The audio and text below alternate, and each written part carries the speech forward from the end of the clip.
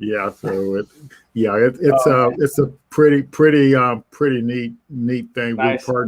We partner with Bantucola, and they do our live streaming to Facebook and some a couple of different places there, and so that's pretty neat. And so we like to kick it off a little bit early, and so I guess the stage day is all lit up, so I guess we can get started, Tom. Welcome to Startup on the Blocks. We're all excited about tonight. We have a guest, Tom, and we're looking forward to his presentation on self-acceleration. That's a fantastic topic. And but so first, I want to give you an idea of what Startup on the Blocks is all about. We're all about an inclusive ecosystem and getting folks like Tom and like last week we had Lakeisha French, and we learned about the Southeastern Hub to help business of color grow, and the week before we had Boris on and from out of Miami down there, and yeah, his funder thing sounds fantastic. So we're gonna. And so tonight we're all excited because we have a pioneer in the startup world. Tom, why don't you go ahead and introduce yourself? Hi, everybody. I'm Tom Chigori. I am an entrepreneur. I'm mostly proud of the fact that I'm a graduate of an HBCU. Fantastic. I attended Prairie View A&M University, where I worked, which really set a foundation for me. So any opportunity to advertise HBCU and to prop him up, I'm going to do that because I got such a solid foundation there. A lot of it around computing. I got a degree in computer science and learned a lot primarily because I worked at in a lab that was doing research for NASA. So I got a great foundation in technology, which has helped me up to now. So I'm an entrepreneur, but I'm more of a technology entrepreneur because I can code. And also I have an MBA, which means I can also do the business side. With respect to my entrepreneurial activities, I was in the very first Techstars accelerator, the first one. Yeah, Boulder 2007. I was working on a company that was we're focusing on social media intelligence. So basically, we're using social media to gather signal from market intelligence for Fortune 500 companies and companies that were interested in things like that. So that was really early, and I love data. I love connecting dots, and I got that foundation from working at Oracle, where I built the middleware for Oracle's Enterprise One.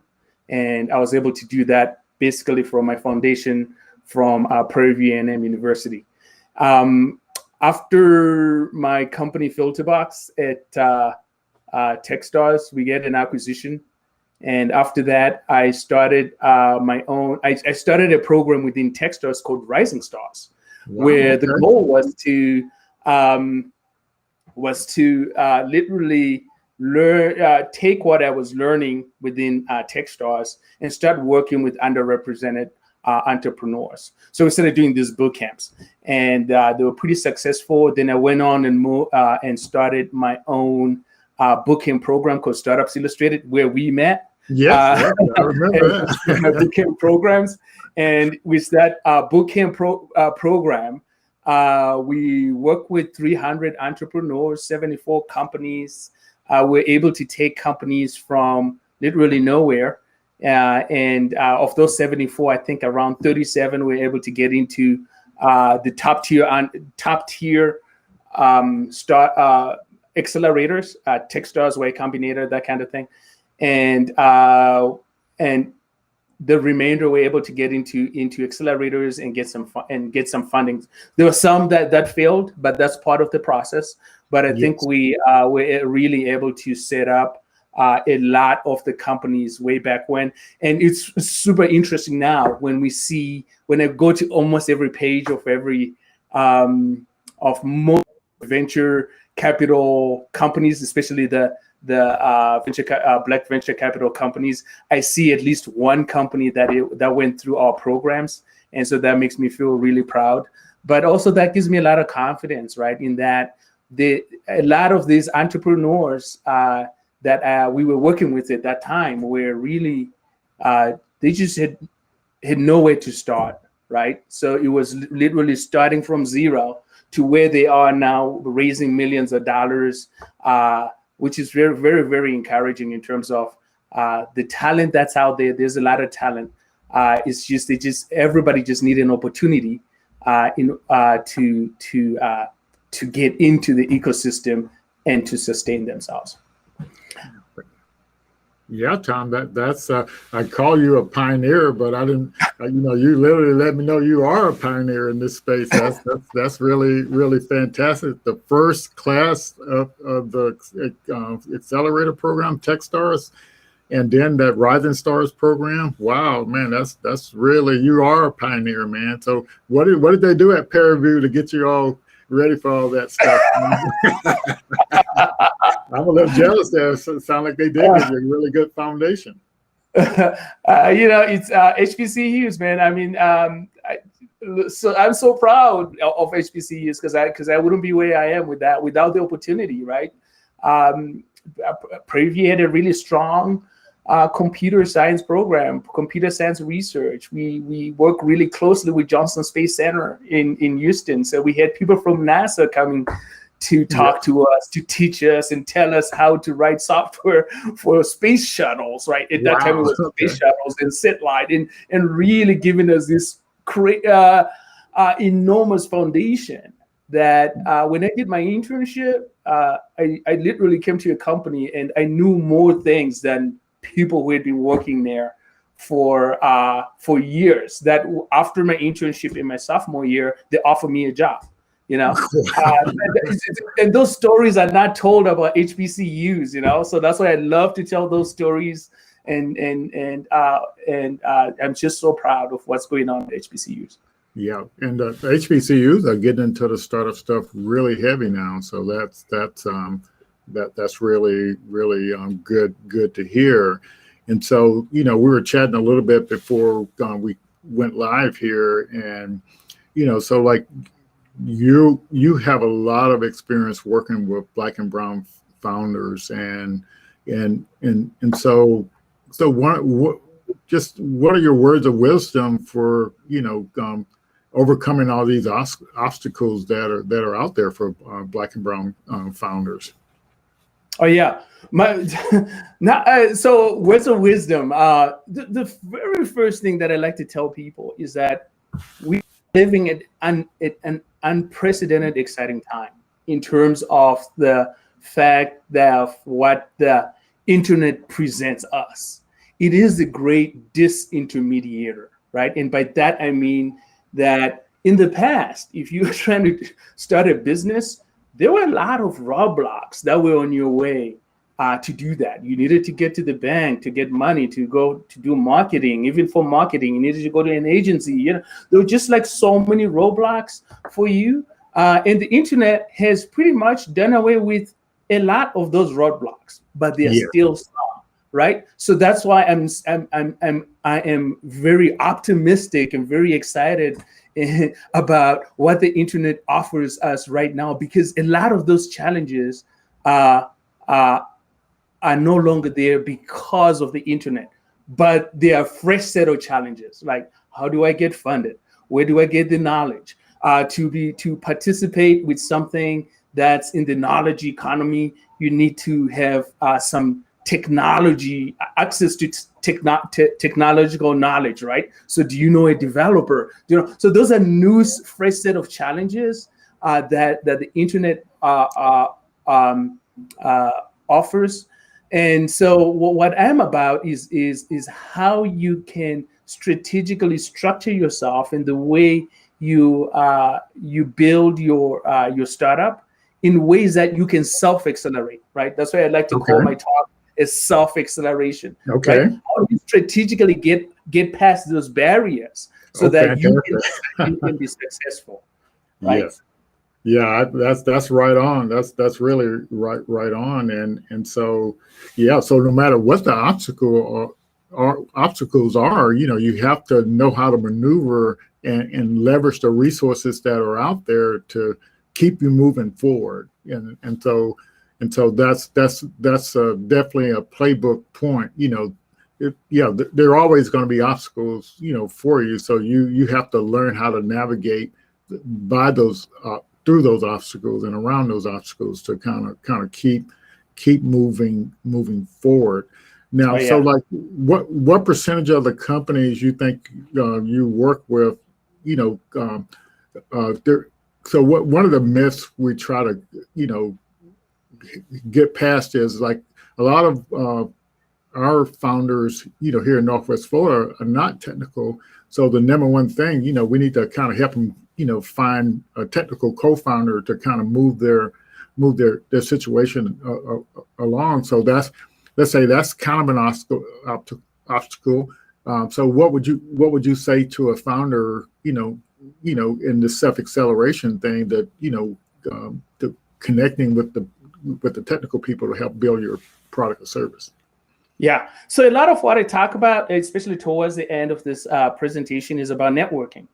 Okay. It's about networking, right? So when you look at some of the founder profiles of the companies, at least that I would see come through some of these accelerators, where, oh yeah, I just met this guy who is now my co-founder, and because we're in college and they were in the computer science program, and I was in business, and we just met, right?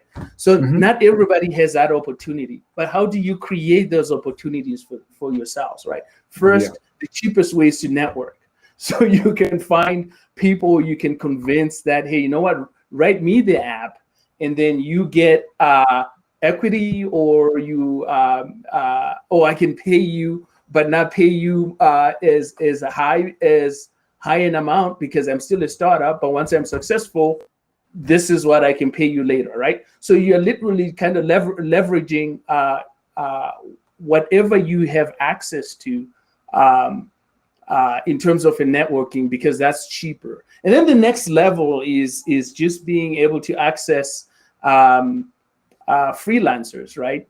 So I know out there in Florida, you guys have this Jibril who has Inclusion, where he provides access to freelancers and access, right? So being able to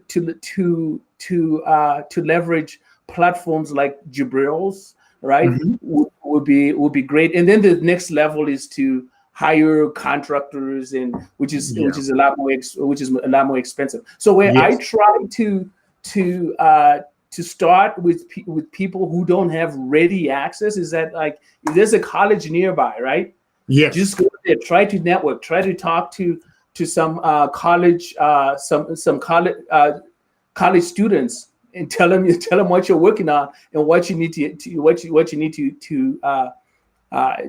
help with. Now, college students are cheaper to keep alive, right? So that's why you want to start there. And I'm not just saying this is theoretical. I got a company that I've worked with. They're out of Dallas, and they are an electrical vehicle company. And that's literally the strategy they took. They went to a local college, talked to a whole bunch of students, found out someone who was interested, and they built their company with that college student, right? Wow. I actually believe one of the top Black investors right now, she actually started her company that way, I think in Atlanta, where she went to college to meet somebody and started a company that way. So there are stories around this that can happen. But networking is the cheapest way to start. Yeah, and I'm glad you mentioned that, because I forgot to show this chart earlier. And also, I wanted to mention that's why we use this platform. So even through COVID, we were able to continue networking, and so if that's how you build that social capital, to kind of move forward. And it's the most powerful thing you can do is network. And so so one thing, so this Saturday, to kind of like help our founders out. We're in aspiring founders. We having this open house to invite anybody that's got an idea, want to start working on something, and our founders that are already working on stuff, and we want to invite the local tech professionals to come out and just meet each other, so we can kind of build some of that social capital to kind of keep us moving forward. So connect, collaborate, and grow. That's kind of what the message there is. And Oh, yeah. I'm so glad you start off with, that's one of your number one things you kind of have to do to kind of and moving forward. And I'm definitely a living testimonial for that from high school on to now. Yeah. So that's really fantastic. So I guess, Tom, we can go into your presentation or what you have, but I was trying to think if there's anything else people should know about you, but I think what you said says it all. You were in the first Techstars class. You launched a program that Rising Stars to help people of color, get through there, and you work with all these hundreds of Black and brown founder companies, and it's just truly amazing. You had some success yourself as an entrepreneur. You had an exit, but just to think you've been in this space since 2007. Yeah, I hadn't met too many people that's been in this space that long. So that yeah. I guess one of the things that I can just mention here is I'm currently working on a team that's working on a very exciting new idea because it fuses online and offline. So we're building a platform for the modern adventurer. I live in Colorado, so there's a lot of outdoor activity here. And so we are building a company called Gravity House, which is a platform stack for the modern adventurer, right? So it includes hotels, includes activity, includes technology, includes everything. So basically what it is for me is a culmination of all the things that I've learned in my career, plus the brick and mortar part, which it's my first time doing that. So it's super exciting. It's a new concept, but all the things that I will talk about right now are still applicable, right? So those things are still applicable in terms of how you build your company and how you invest in yourself so you could be more resilient as a founder. Fantastic. I did want to mention one other thing before you get started. Well, I've noticed that Colorado, and I'm not sure if it's Boulder or Denver or where, but they seem to be heavy into hardware, electronics, and building hardware and cameras on built into a circuit board and stuff like that. Is that something unique about your all's ecosystem over there? Yeah. It's unique. There were we call it like Web 1.0 and pre-Web 1.0. There were a lot of hardware companies here, especially in the Colorado Springs area, Okay. And so that kind of influences that those companies that you see growing in that area. Once you get into Boulder, there's different types of companies there, but definitely south of Denver, a lot of those companies are cropping up. Okay, fantastic. Well, I'll let you get your screen shared, and I'll let you go through your presentation here. Self-acceleration, how exciting. All right. Yeah, so and the audience, please get your questions and stuff ready, to ask questions and in the chat there. So use the stage chat if possible, but you can also use the question and answers. It's all yours, Tom. All right. So this is a presentation that I've given for quite a while right now. And the inspiration for this presentation is observations while working with early stage first-time founders. I do have different presentation, and this is primarily for early stage first time founders. The key topics here is understanding why companies fail, what traction looks like, and the importance of growth, right? So if you're thinking of being a high growth startup founder, or if your company is in the high growth, this is something that I would like to share that I hope it'll help you. So one of the things that I learned in all my time working with the accelerators is that we cannot teach you to be, we don't have the blueprint for success, right? But we have the blueprint for helping you not to fail, right? Because if you had a blueprint for success, then there'll be a lot of billionaires out there, right? But the markets are not only complicated, but they are complex, right? And so it's harder to have a blueprint for success, but you can have a blueprint to help you avoid pitfalls and failures. And so that's why I like this simple topics here. So why companies fail? To start with, let's look at this. This was sometime back where they published this. Top 20 reasons why startups fail, right? So I think that there are 20 here. And you can make your pick, right? Ignore pivot gone bad, right? Legal challenges, we got burnout, we failed to pivot, pricing. So there's 20, but you know what? Only 2 matter, right? And these at least from my working with what I've observed, these are the top 2 reasons why startups fail. So if you want to meet here, focus on this, right? No market need, right? This is you are working on a product that nobody wants, right? You've not done the due diligence in the market to validate your idea, right? So that's super important, that when you're starting on a startup, you need to really peel the onion on the problem, understand your customer, understand the segments, understand the personas, their motivations, and really hone in on that. And otherwise, you can't really survive. Like 42%, these are the top 2, right? 42% fail because there's no market need. Like that means you're just working on something that you think is cool, or maybe you and your family is good, and just never bothered. So my recommendation there is that when people talk about get out of the door and talk to customers, do customer development, all those things are so worth it. And those save you time.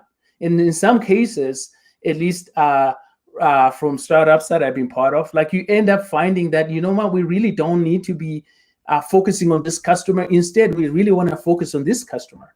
But you're not going to get that if you don't really focus on the problem and focus on understanding the customer. The second one is companies running out of cash, right? So this is the big one.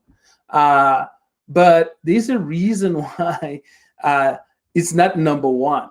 And no market need is number one, right? Because if you are focusing on the right problem, you have the right customer, they're willing to pay, you can sustain yourself a longer otherwise, right? So make sure that you have cash in hand to execute your business. And cash, you can get it one or 2 ways, right? Capital from investors, or you can have your customers fund your company, right? So it's your pick which one you want to focus on, right? But these are the 2 reasons why most startups fail. I think you got to keep this in the back of your mind, that if you slip on any one of these 2, you'll fall into this 29% or 42%. My belief is largely around yeah, really do focus on understanding your customer and their need.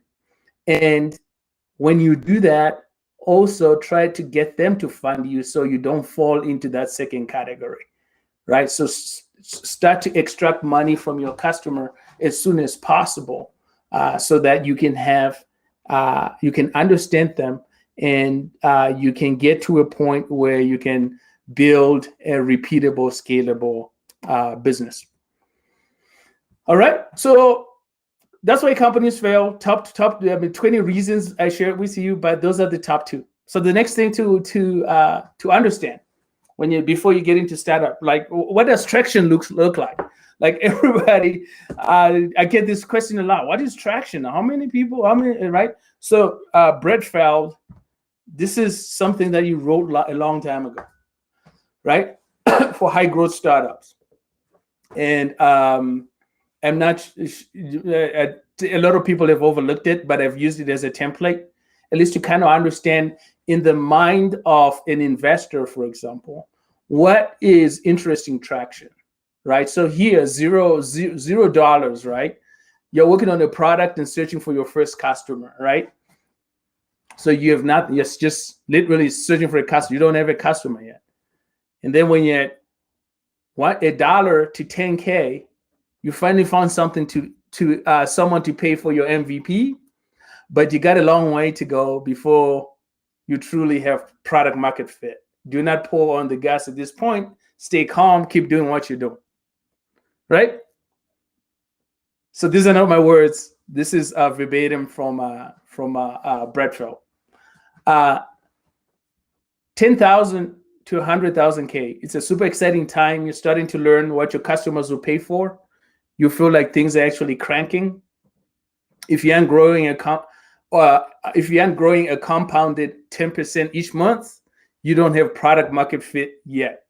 If you're growing faster than that, you've found something, right? So for this one, in this 10,000 to 100K range, it's a wide range, but if you are compounded at 10%, right? Growing each month 10%, you're adding 10%. Then you have something that's repeatable. Because if you go by the definition of a startup being a business in search of a scalable and repeatable business model, right? So repeatable is what's interesting here. So in that range, that's your 10K. Also, what's interesting is that also in that range, it's a wide range. That's why you have the $83.3 thousand dollars a month, which means you're $1 million business, right? For me personally, I try to shoot for that 83.3K, because then at least it gets you over the $1 million barrier, right? And then if you're in the 100K to 500K, you got product market fit, sweet spot. You're slightly over $1 million in here, right? In terms of annual recurring revenue. You're starting to build a sales organization. You have visibility in the market segment. You might even have customers coming to you on a regular basis. And then 500 to $1 million in monthly recurring, which will mean that you're making $12 million a year. You found product market fit. You're now at the magical point some people call initial scale. Cool, you got a business. So this gives you an idea of what traction looks like, right? As you're starting out, because it's not, if you get stuck between 1 to 10K, right? It's gonna be hard, because if you say 10K, let's say we take the 10K there, and you are extrapolate that to say you're getting 10K a month, right? $10,000. And if we say, hey, how much are you making a year? That's $120,000, right?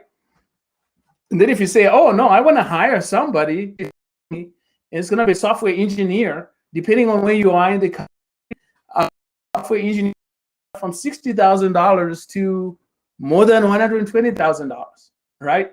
So that software engineer is not really gonna be able to help you if all you're making is $120,000 a year. So when you're in this 10,000 to 100,000 monthly recurring, that's when things get exciting, right? Because now you start to generate a little bit of money to pay yourself, right?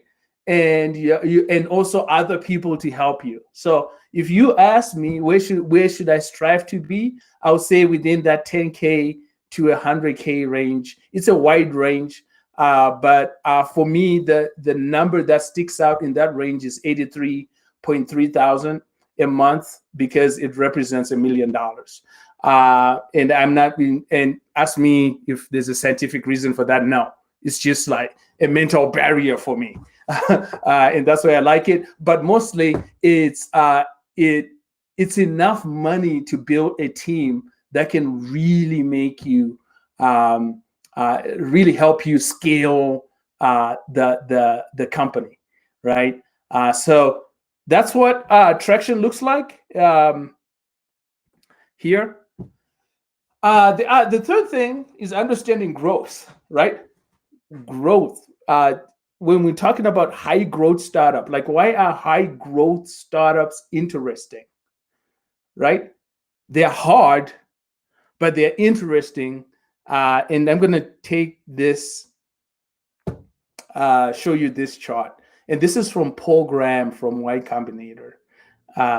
So weekly growth. If you say, hey, I'm gonna give you a conservative estimate, venture capitalist, we're just gonna grow at 1%, right? So an investor will look at that and say, oh, at the end of the year, you're only growing 1.7%, right? If you say we're going to grow 2%, then at the end of the year, you're only growing 2.8. But look at the difference, 5% every week. At the end of the year, you're growing 12.6.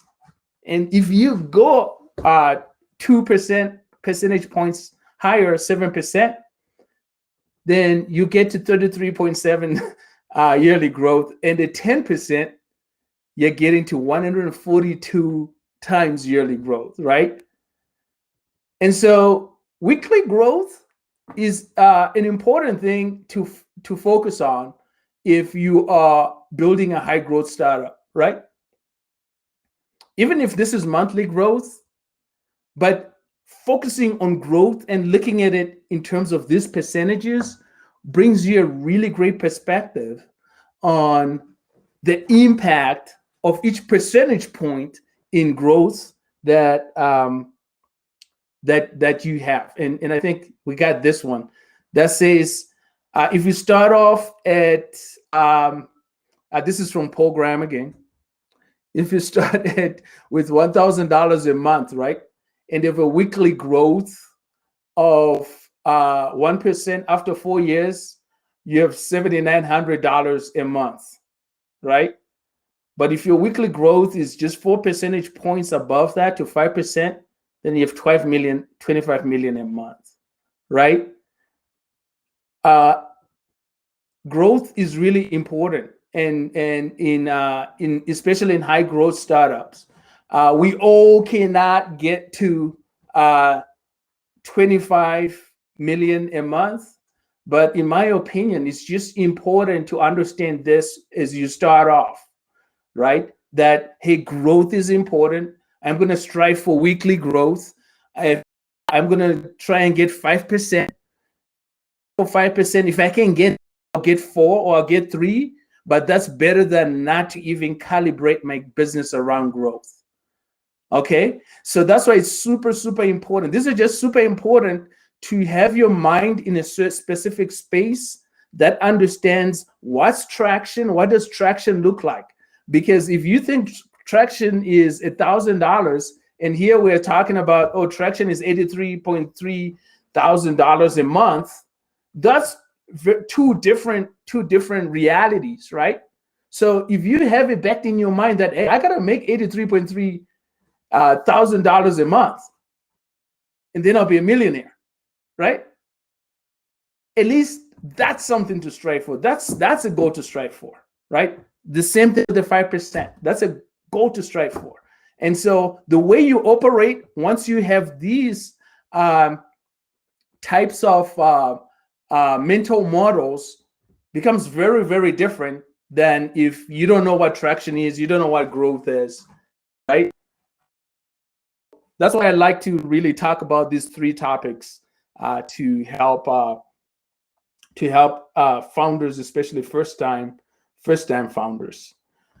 Why self-accelerate, right? Here, I'm going to go through this to say, hey, well, what is self-acceleration? Why do I do it, right? The primary reason is that we can not all get into accelerators, right? So if you can't go into accelerator, you still have a business that you're passionate about. You still have a problem that you're passionate about. All those things. So some people say, oh, get into accelerator, and then they don't get in, and then it's the end of the world for them. In my opinion, like, no, it shouldn't be. I've been in the accelerators. I've seen what happens there. I've seen the value, but there's no reason why you cannot self-accelerate. You cannot do what accelerators do. But what's important is knowing what they do that make them the valuable accelerators that they are, right? So I'll say the first one here is you need to self-accelerate is that there's a competition with serial entrepreneurs, right? Competition is higher. People who got into accelerators 5 years ago, they're probably done with their company 5 to 7 years, and then they're coming to their second company. And so if you're a first-time entrepreneur, you're competing with those guys to get into the accelerator. They're a known quantity. They probably had an accident or even a failure, but they're still a known quantity. And so the competition is just a reality. Competition is just that much stiffer, right? So if you can get in, you got to figure it out. Like, how do I get to succeed if that doesn't work out for me? Also, competition, the quality is improving, right? I mean, as I was mentioning to Lloyd here, I started in 2006, 2007, and then people were still writing blogs about unit economics, right? And everything was debatable at that time. People are still writing about what a good pitch looks like, right? But now we all know what unit economics look like. We all know what growth looks like. We all know what MR looks like. The quality of entrepreneurship is just getting better. It's getting so much better. I mean, we still don't have predictability of success, which is which I think will elude us.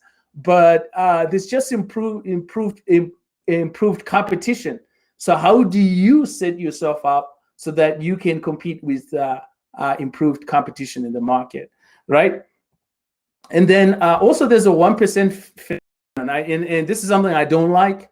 But there's always it's harder to get into than Harvard, pattern matching. So there's just so many accelerators in a pool of thousands of entrepreneurs. So not everybody can get into an accelerator, right? If you get in, you're one of the lucky ones, right? And how they choose people to get in accelerators is debatable. And I don't like some of the tactics, but the reality is that that's it. Like, these are the people. There's few accelerators, and there's more than there are entrepreneurs. So how do you help yourself, right? How do you help yourself if you can make it, right? Or better yet, how do you get yourself to be part of the 1% that gets in, right? How do you prepare yourself? That's why you got to self-accelerate and get yourself in a position where you're accepted into these accelerators. This is just something I like to. I used to like tweeting, which is self-acceleration. Funding and traction is a chicken and egg problem. No, it's not. Pick one. Pick the egg, right? And pick traction and go to work. Right? Don't sit there. You have two options. You can say, "Oh, I don't have funding, so I can't do anything," right?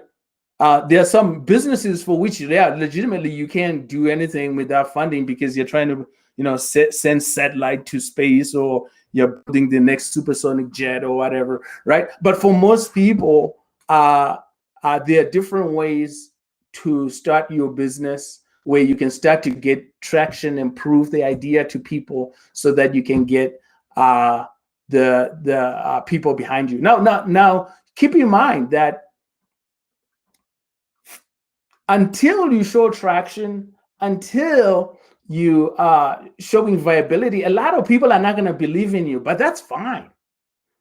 If you know there's a business, you've done your research, right? It's just natural in human beings. We're going to be skeptical, right? We're going to be skeptical. And that's why I always say pick traction, because you're not going to get the funding unless if people already know you and you have the reputation or something. Then some people will just write you a check with just an idea. But for most people, no, they have to prove that. And everybody's going to be skeptical until they see something, right? So that's why I say, hey, got a chicken and egg problem, pick egg or pick chicken, but whatever it is that you pick is going to be traction. Pick traction and go to work. Don't wait for the funding. The principles that we use for self-acceleration is here, especially for first-time founders, right? That's 6 years. Self-introspection, self-educate, no business model, no startup. Like you don't have a business model, you don't have a startup. Create value on day one, focus on growth, build a network. Those are the six principles that we created from working with founders, right? Self-introspect. So first, I like to say this because I've worked with founders and I'll get a lot of founder calls. A lot of what I did was, for some reason, end up counseling founders around finances, because startups are good venture to be in, but also life goes on, right? And life has a lot of demands on your finances. So when you are in a good space in a startup, if you're not constantly thinking about if you don't have financial stress. Now, not everybody can afford that, but if you can afford it, plan accordingly, right? So you're gonna for the next 18 months to see if there's anything there, right? So how are you gonna still pay your rent? How are your loved ones still if they're dependent on you for finances, how is that still going to be taken care of, right? So first rule is self-introspect. Am I ready for this? And get your finances in order and plan it out. And then this next one is like literally decide, are you a missionary or mercenary founder, right? For me, it's pretty important. Missionary founders are people who are super passionate about something. Right? We worked with this company in the past. They're really super passionate about getting inmates, communications for inmates in the federal prison system. And these guys have built a massive company because that's what they are passionate about. They were not going to get stopped, right? Even if they didn't raise money, they were still going to keep trying to figure this out. I also worked with another founder who was doing banking solutions from the underbanked, and she wasn't gonna be stopped. She had a missionary, she had a purpose for that, right? So that's a missionary founder. The other founder is a mercenary, right? Which is, hey, you know what? I think there's a great opportunity here in crypto. I'm gonna take advantage of it, right? That's the other founder. There's no good one, there's no bad one, but I think it's just important to understand, are you a missionary or are you a mercenary? Especially if you're a missionary, you gotta plan for being like that you could be in this for the long haul. Are you willing to stay in when you get all sorts of no's, right? Most mercenaries, once they get no's, they are enough no's, they might just say, you know what, it's not worth it. I'll move on to another opportunity. So just some self-introspection. Are you a missionary or are you a mercenary? And neither one is bad, but it's all about your mindset, right? You got to put your mindset there, like understanding who you are and what this problem that you're self-educate. I was looking at one of the presentations here from Lloyd. I think he had a lot of knowledge on there. I think one of them was Y Combinator Startup School and things like that. Yeah, there's abundance of startup knowledge, right? Access is still a problem. So there's some people who do not know that knowledge exists. If you do not know that, that's why it's important to do number 6, where you build a network and people can point you to the right knowledge. But there's an abundance of startup knowledge. It's actually so much so that it gets hard to separate the good from the bad. But what you got to do, just find the 20% that matters. Find the 20% that matters. I lived at a time where there was no startup.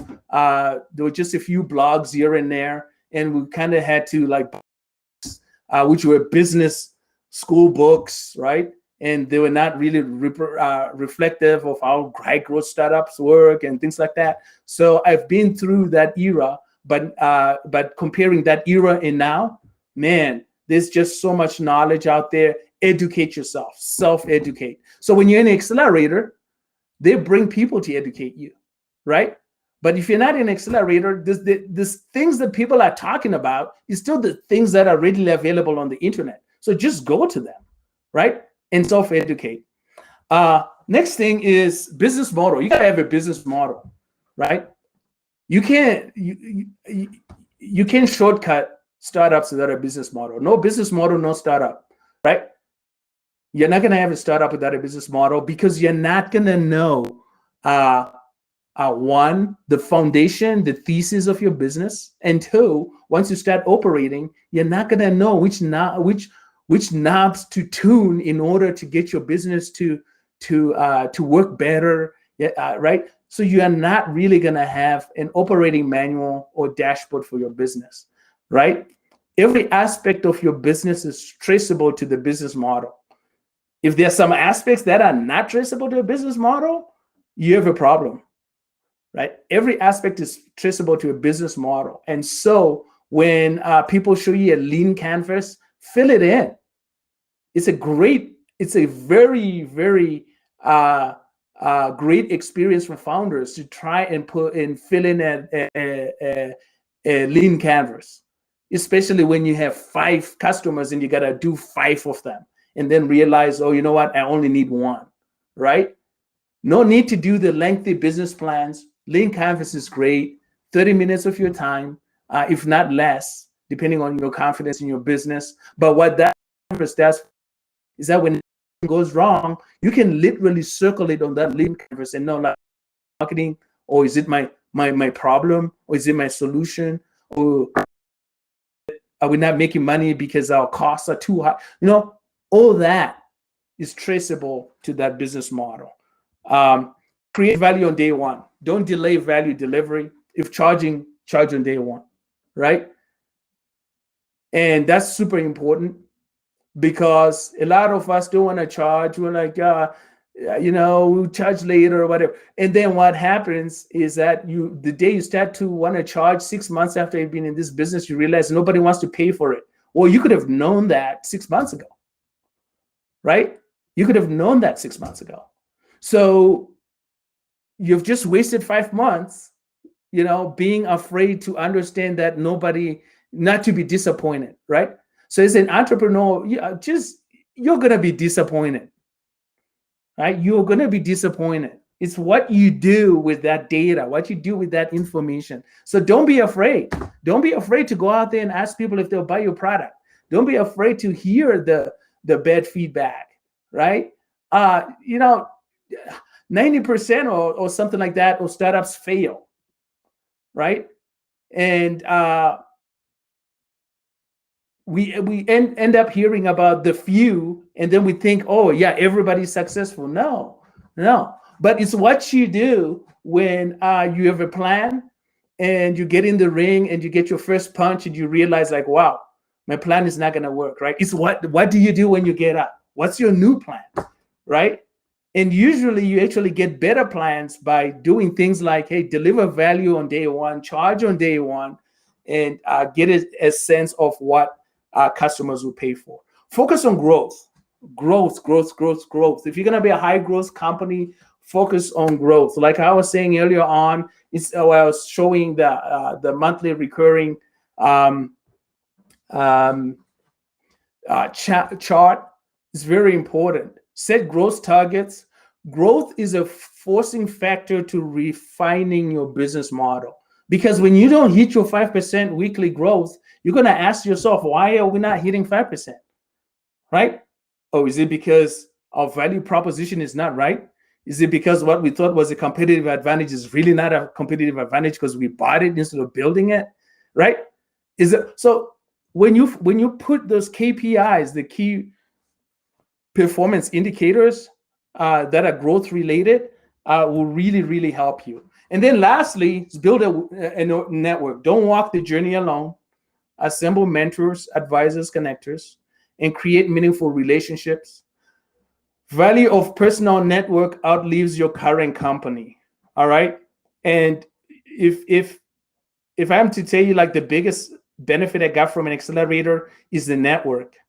Because I sold my company years ago, like, I don't know, 11 years ago, but I still have that network.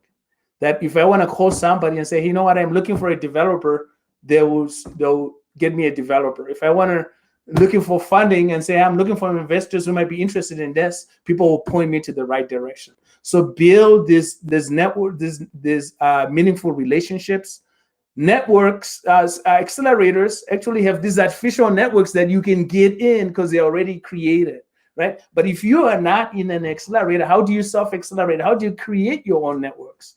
Focus on that, right? As we were saying earlier, if you cannot afford to get people to develop, go network with college students, right? Get them in your network and see if they can help you build product. Start self-accelerating today, right? That's what I would encourage everybody here. Self-acceleration is equal to doing the right things for you, not for investors. If you do, everybody notices, even the investors, right? This is 2016. It's something that I would always close all my speeches with, right? The thing is this. People are not going to believe in you until they see something, right? If they already know you, they'll believe in you.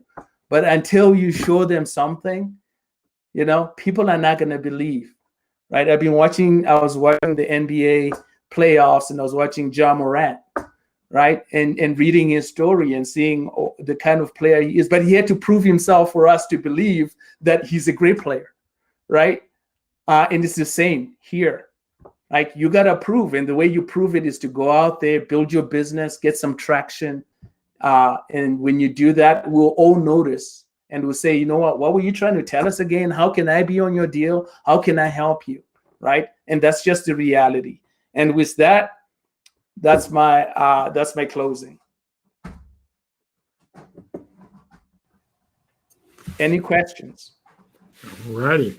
That was fantastic, Tom. I feel like I've been to a graduate program in less than an hour or less than 30 minutes here. That's fantastic. Yeah, I see one question, and I like this question. And Terry Williams, he's asking about talk about the importance of a business plan in the African American community. There's misinformation that is not needed. So did you get that, Tom? No, I didn't get the question. What was so it? Let me read it again. It says, talk about the importance of a business plan. In the African American community, there is misinformation that is not needed. Okay. All right. No, that's just not in the African American community. I mean, they people have recklessly talked about this, right? So I'll tell you one thing, right?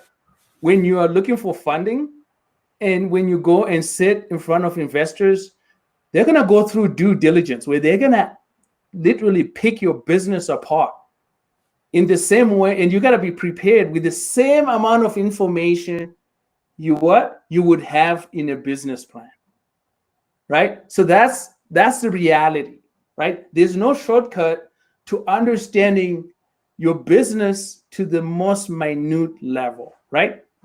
So that's just to know that you can skip that. Okay, you cannot skip that.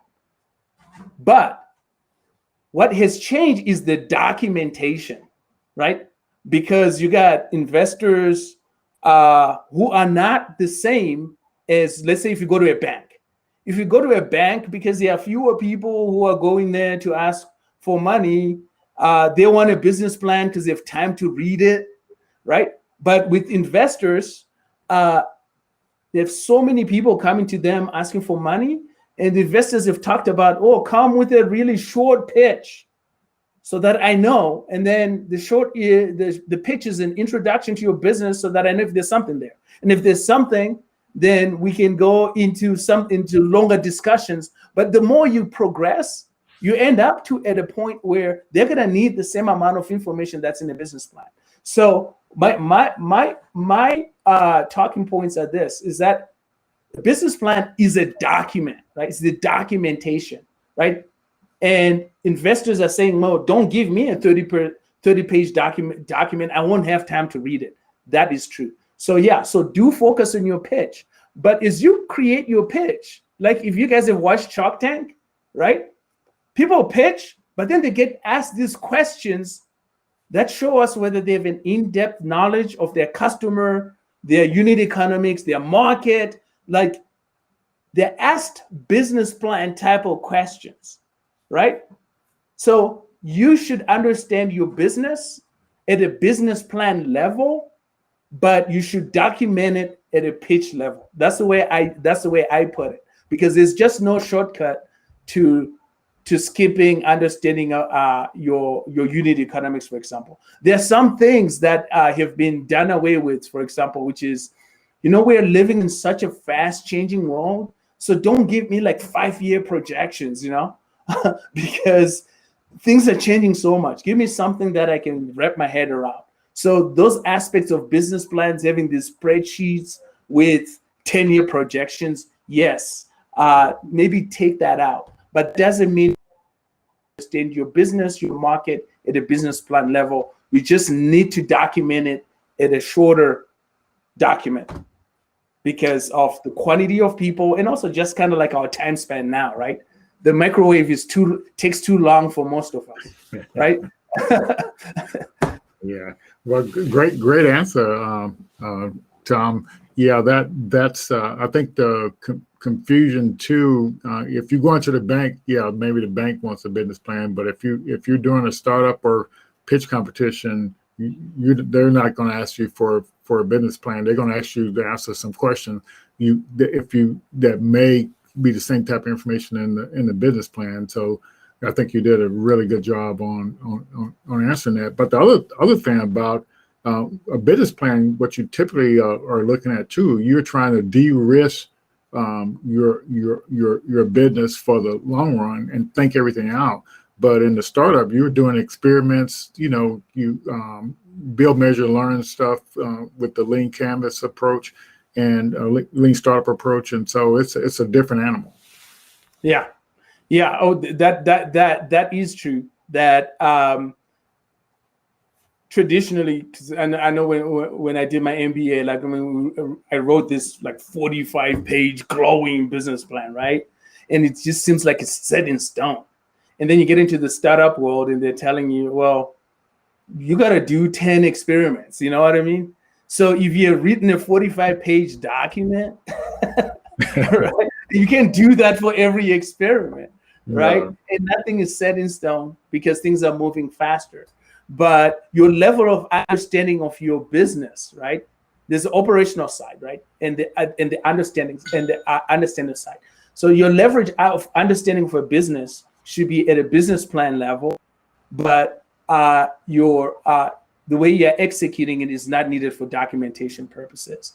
The reason why I encourage people to understand at a business plan level, because you don't want to give people easy reasons, right, for turning you off, like, oh, you don't even know this, so we want to cut you a check. So you don't want to have these unforced errors. right? So there are some people who show up with nothing and they still get money, checks written for them. And it's true. But that's because, I don't know, sometimes they have a relationship. But if you don't have a relationship, you're trying to cross all the T's and dot all the I's, go in there and really make sure that you got all your information together. Okay, that's fantastic. And we're out of time, but I did want to kind of throw a hypothetical question out there for you, Tom. Like if you had $2 million to come up with a program to help minority or Black and brown startups, what would be your approach with creating a program? To what were some of the key things you would do in that program to support the minority founders? Okay, yeah, for me, it would definitely be an accelerator, and I'll tell you why. Because one of the biggest gaps we have as Black founders is largely on lack of access to friends and family, right? Funding, which is the funding that gets people started. It's that $50,000. It's that $100,000. It's not like people founders are asking for $1 million out the gate. It's just that $50,000, right? Can I get the $50,000 and then I can get a developer, either 15, and I keep the other, and I can survive, right? Or 80,000, like really, there's small amounts in the whole context of investing. So yeah, I would have more of an accelerator that is giving this smaller dollar amounts to help founders at least get started, get the things that they need in place so that they can position their business for growth. And those things are largely, I want access to a salesperson. I don't have them. I want access to a person who develops software, but I don't have the money. I want access, which is what accelerators are doing for most of those companies, right? Giving them the $120,000 in exchange for 6% or whatnot, right? So that's how I would do. That's what I would do with that 2 million, is really to solve the friends and the lack of friends and family funding in our community. Yeah, that's a really good observation there, Tom. Yeah. So so like, let's say like this SBA Navigator program that they're going to be funding here and launching in the beginning of September. So one of the things about this money coming from the government to help these minority businesses, they're probably not going to allow them to give money. They want accelerator programs probably, but they're probably not going to give them direct funding. So another potential option, like you said, with the college students, why not, pay college students to work with the startup to help them build what they're trying to build. Oh yeah. As a potential option. Oh yeah, I that would be a great option. Another thing that when I worked with Paul, who's out of New Orleans in 2015, I think, we worked with the Department of Energy where we did what was called lab to market programs, right? Okay. There's a lot of research sitting on lab shelves that needs to be commercialized. Great ideas, right? They just, but the people in those labs are literally just they're interested in research and not in starting companies and taking the risk that founders, especially in colleges, are willing to do, right? So there is access to ideas, right? And then we have entrepreneurs who are willing to risk, right? And so, I mean, another opportunity there is literally funding so that you can fund these lab to market programs using entrepreneurs of color or using HBCUs. I mean, there's so many interesting ways you can you can disperse this funding, and the economy is so much better for it, right? Yes, And, yes. I have, to me, it's just always like, man, if you have like 40 more million people who have higher earning power, right? Everybody will be better for it, right? Your Right. business will have customers, etc., right? Yeah. And we generate, we have a $1 trillion GDP among African Americans, right? Like that's Mhm. nothing to sneeze at, right? If we can make these investments, right, so that we are having founders in our communities um, building companies, I think we're all better. We're all better for it in terms of job creation. A lot of the companies I work with here created a whole bunch of jobs for people, right? Like there Okay. were no Yeah. jobs Right before, and there. then they got their jobs. People are employed. People, right? There's just so much benefit in terms of the in the wake of what you guys are doing and what a lot Mhm. of people are doing in the African American startup ecosystem. Yeah. So like, I think, on a program like that, SBA Navigator, yeah, have an accelerator program, but provide those services. If you can't provide the dollars, provide the services, the marketing service, the developer services, the back office services, to kind of, give that founder some in that startup some capacity, to kind of move the ball forward with what they're doing. Yeah, in that case, then that would be more of incubators, Okay. right? Where you have this infrastructure that founders can just plug in, right? They can Yeah. plug into the marketing, into the sales, in the technology. That's another option for Hmm. our community, because it's so frustrating when you have an idea and you just Yes. do not know who to call to help you start developing an app. Or hey, I Yeah. want to get sales, how do I do it? I want to do a brochure and a flyer, I'll do it, right? It's so frustrating, right? Yeah. And you know what, those simple things that get in the way for of most entrepreneurs, because they just don't Yeah. know where to start and how to start. So Right. incubators like that with the SBA may be a good start. Yeah. Yeah. And yeah. So I'm glad you kind of clarified that a little bit there. Yeah. So I just really think that it's like if you work on your idea, work on that growth, that weekly growth, like you said, you literally laid out the blueprint, Tom. And so I think with all the funding that's been set aside for Black and Brown founders and all these programs, pitch competition, accelerator program, because like they even got the accelerator program specifically for Black and Brown founders, for women, veterans, and stuff like that. So, but you do have to be working on a scalable idea, and you laid out the blueprint for that. But I think that a lot of the funding, like you said, could come from the accelerator program, the pitch competitions, and on to kind of help the founders grow. But they do need to have a team, like a technical co-founder or college students or somebody that's actually building out their MVP. And so the importance in the networking, right? So you can gain access to those resources if they are not readily available. Literally, networking is the easiest way to do that. And Yeah.